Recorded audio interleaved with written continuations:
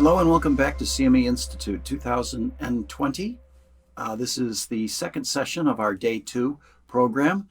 In this particular session, we're going to dive more deeply into the practical applications of equity index futures and options. This particular series is cut up a little bit more than some of our others. There's going to be 7 parts to this session. Some a little bit longer than others, some a little bit shorter than others. So be patient and stay with us. We're going to cover in part 1 a little bit a continuation of the beta replication we introduced in our foundational aspects course in day 1 by looking a little bit more into cash equitization and portable alpha type strategies using equity index futures.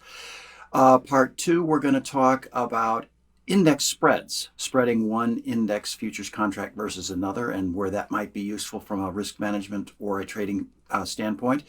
Part 3, a deeper dive into 2 products at CME, BTIC and TACO, which relate to the basis trade or the adjustment of a futures position relative to the spot index.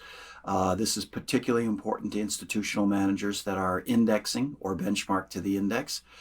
Part 4, we're going to dive into some rather specialized equity index futures contracts, dividend futures, total return futures, and in particular how they may be important under the new uncleared margin rules, UMR as it's known. Section 5, we're going to go into an investigation of the select sector futures, which are the subsections, 11 subsectors of the S&P 500 on which we have index products based on, and a newer index product, ESG futures, very, very relevant to those in the professional risk management community that may be under mandates to be more compliant with ESG standards on investment.